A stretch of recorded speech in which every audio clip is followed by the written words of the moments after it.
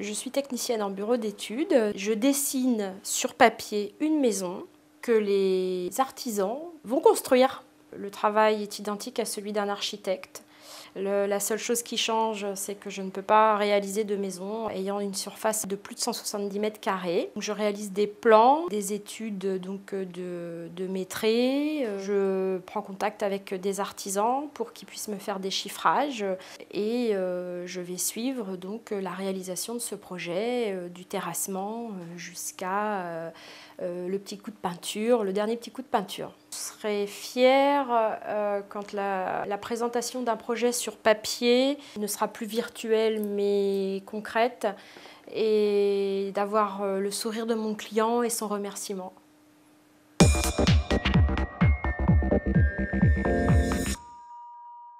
Alors l'entreprise elle est impliquée obligatoirement dans le développement durable par le fait de bâtir, de construire des bâtiments et par la demande des maîtres d'ouvrage. L'évolution de l'activité sur l'aspect environnemental, c'est que Séverine soit à jour de la réglementation, des nouveaux produits, des techniques, donc à travers soit de la formation, soit des relations avec les industriels, les représentants. Donc il y a une partie de son temps qui est obligatoirement liée à la connaissance des techniques environnementales dans le bâtiment. On essaye aussi de faire des économies sur le papier, donc on fonctionne énormément avec Internet. Des fichiers qu'on peut envoyer en PDF aux clients nous évitent des tirages papier, une enveloppe, un timbre, qui évitera tout ce gaspillage de papier.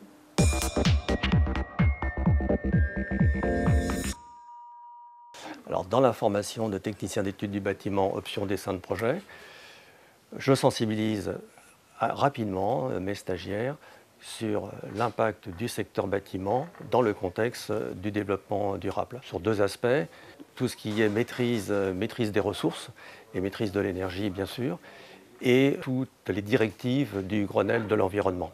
J'essaye de bien les faire travailler sur des séances techniques liées aux résistances thermiques de matériaux. On travaille aussi sur une séance très spécifique liées aux cibles HQE, par exemple l'approche bioclimatique. Et on a aussi d'autres séances très pratiques, par exemple sur le confort acoustique.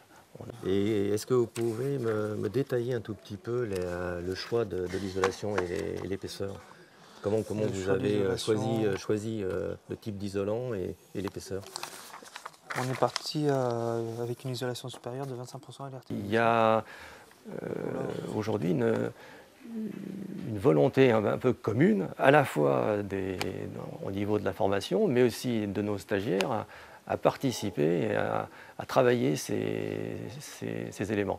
Être acteur du développement durable pour un technicien, une technicienne d'études du bâtiment option dessin de projet, c'est, pour la dimension environnementale, économiser les ressources en proposant une démarche HQE, haute qualité environnementale. C'est réduire les rejets de CO2 en proposant l'utilisation de matériaux locaux.